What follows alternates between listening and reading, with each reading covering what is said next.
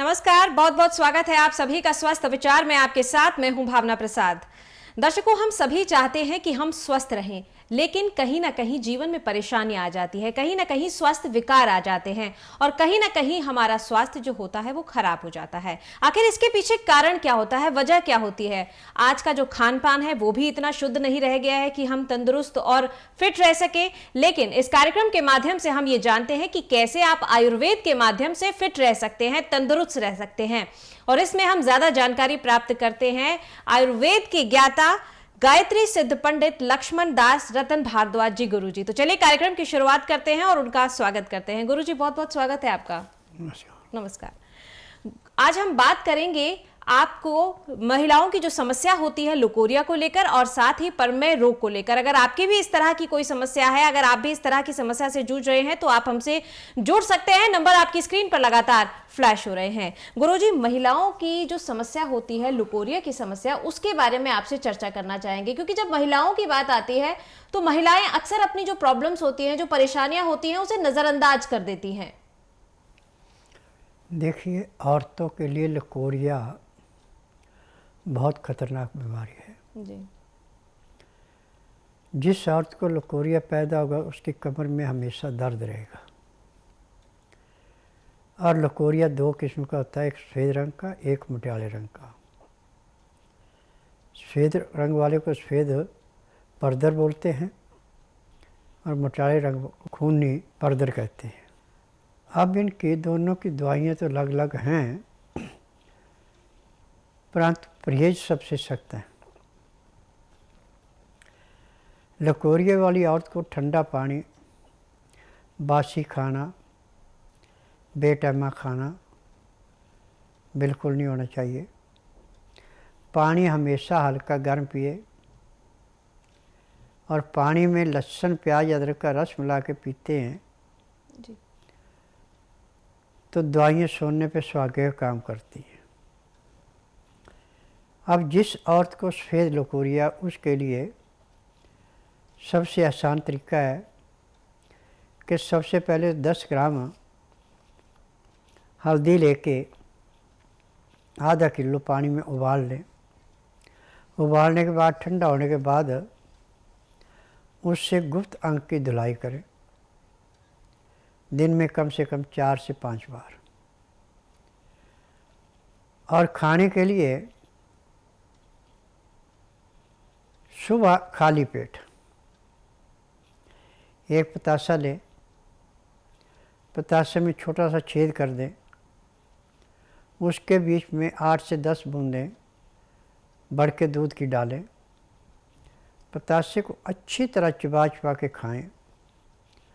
ऊपर से गाय का या बकरी का दूध है तो उसका 1 गिलास पीना, परंतु वो गर्म ना होना चाहिए। उंगली लगा के जब 15 से 18 डिग्री गर्म हो पीना। 1 गिलास पीने में भी आधे घंटे का समय लगाना पड़ेगा। और जिनका लाल परदर है उनके लिए बड़का दूध तो चलेगा ही, परंतु 5 ग्राम हल्दी, 4 चम्मच शहद पे मिला के सुबह शाम दोनों टाइम चाटनी है। और ऊपर से 1 गिलास गाय का या बकरी का दूध पीना अति आवश्यक है। और ये उपचार 1.25 महीने तक करना, यानी 40 से 45 दिन तक करना है। और इसमें ब्रह्मचर्य का ध्यान रखना तो आपको लाभ होगा, परंतु खाने में आपको बहुत परहेज करना पड़ेगा। दिन का खाना आपको 10 बजे से पहले खा लेना है और खाना भी ताज़ा ताज़ा गर्म गर्म खाना खाना। खाने में आप गेहूँ छोड़कर चना, जौ, मक्का, सोयाबीन, मूंग, मोठ, चलाई, सिंघाड़े, ये सब चीज़ें अपनी इच्छा के अनुसार कम ज़्यादा कर सकते हैं, इसकी कोई ऐसी बात नहीं। अजवाइन इसमें 50 ग्राम भून के डालनी है।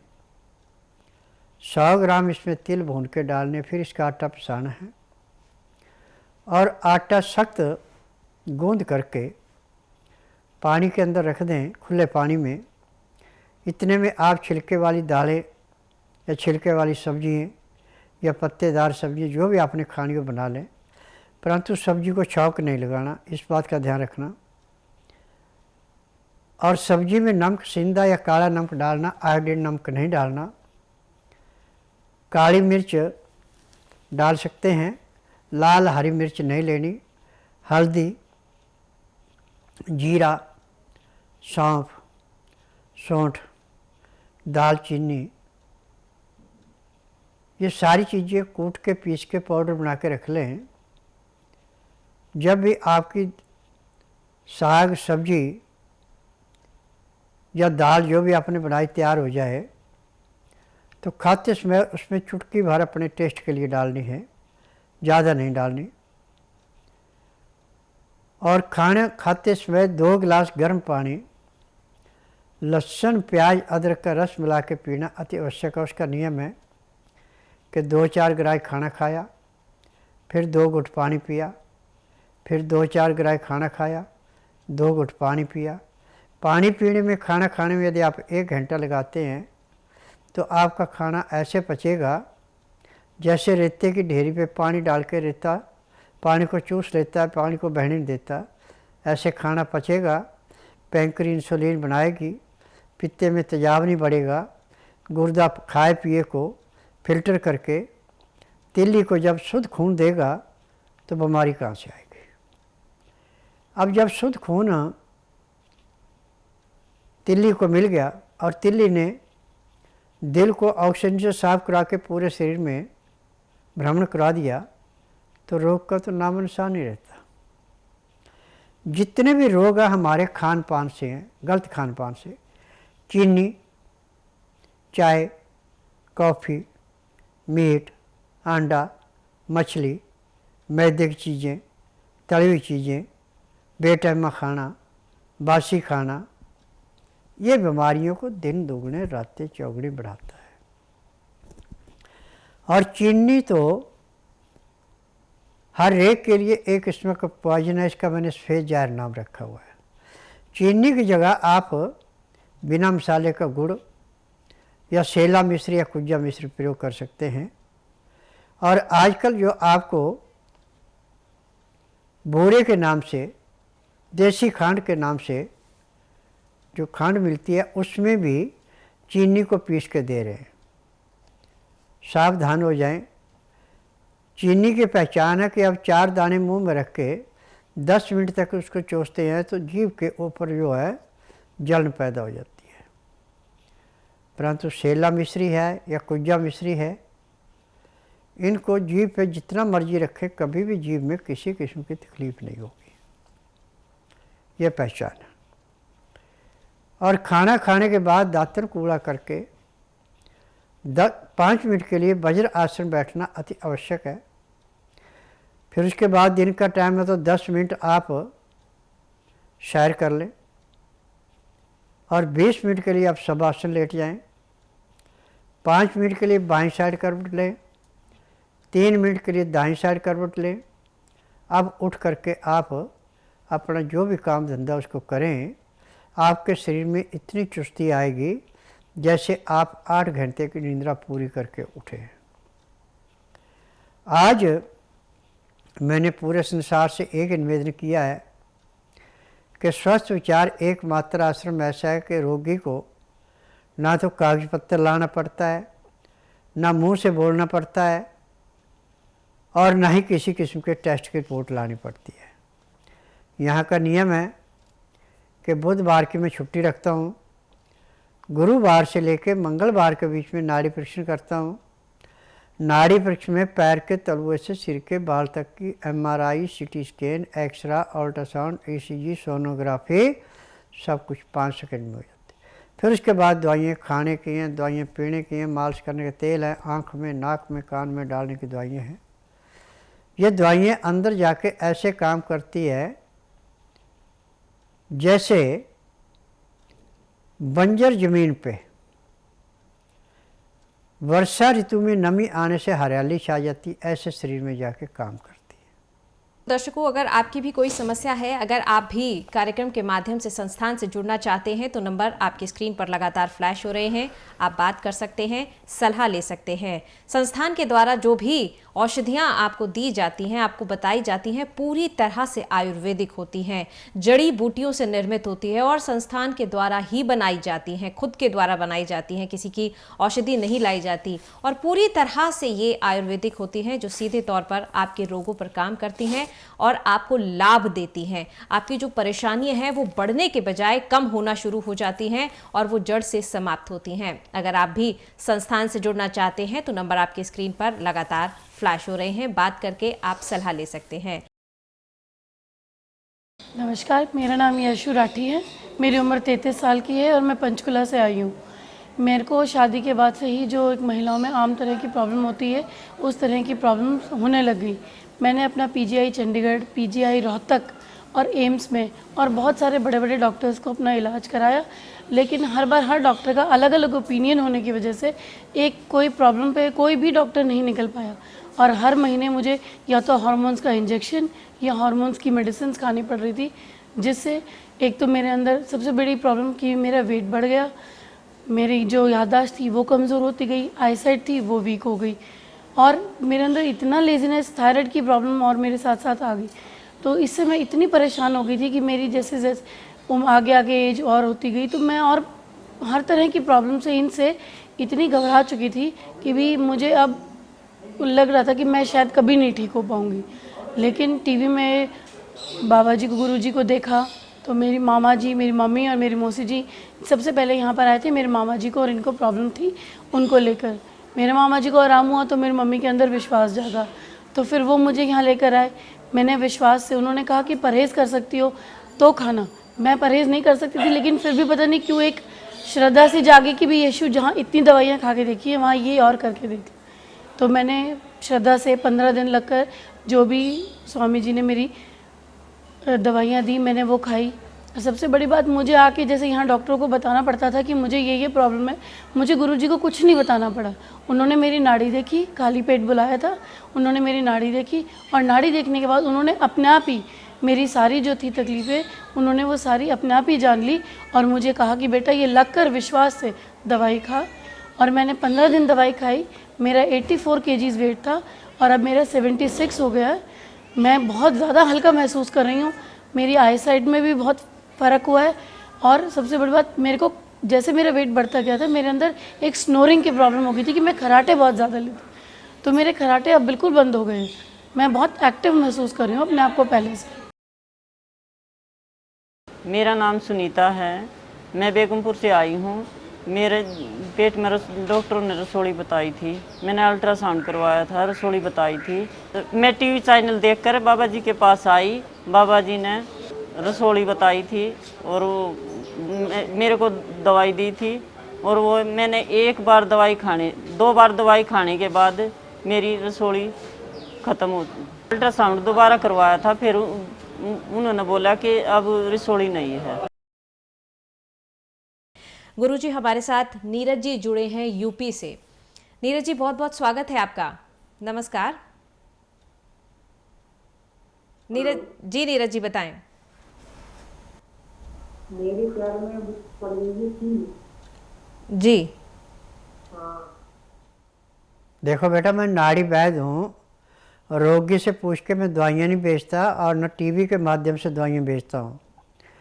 मेरा नियम है कि बुधवार की मैं छुट्टी रखता हूँ, गुरुवार से लेकर मंगलवार तक नाड़ी परीक्षण करता हूँ।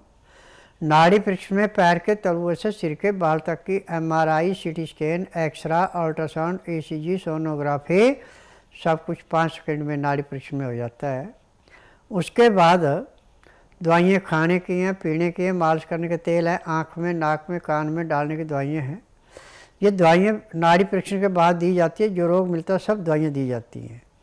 परंतु यहाँ आने का नियम है कि जिस दिन आपने आना उस दिन रात्रि 10 बजे तक खा पी के दातन कूड़ा करके बड़ी इलायची मुँह में रख के चूसते रहें। सुबह 9 से 10 के अंदर अपना नामकरण कराएँ। 10 से 12 मैं नाड़ी परीक्षण करता हूँ। नाड़ी परीक्षण में पैर के तलुए से सिर के बाल तक जो भी कमी शरीर में पाई जाती है सब दवाइयाँ दी जाती हैं। यही दवाइयाँ आप नियम से खाते हैं, परहेज करते हैं और शाम को 3:30 बजे एक्को प्रेशर कराते हैं तो पहले दिन रोगी को 20% आराम तो ज़रूर मिलता है। और यहाँ की दवाई सारी उम्र नहीं खानी पड़ती, किसी को 15 दिन, किसी को महीना, किसी को 1.5, किसी को 2 महीने, ज़्यादा 3 महीने। जैसे रोग समाप्त होता है दवाइयाँ बंद हो जाती हैं। गुरुजी, हमारे साथ व्हाट्सएप के माध्यम से भी एक जो कॉलर हैं वो जुड़े हैं, धीरज जी नाम है उनका। वो बता रहे हैं कि उनकी वाइफ को बहुत तरह की समस्याएं हैं, बवासीर है, वेरिकोन वेन्स है और बच्चेदानी में गांठ है और यूरिन की प्रॉब्लम भी उनको रहती है। देखिए, आजकल औरतों को जो सबसे ज़्यादा बीमारी पैदा हो रही है वो नाड़े की जगह पे आजकल कमर में प्लास्टिक डाल रही हैं। ये इस बीमारी को दिन दुगुन होते चौगुनी बढ़ाता है।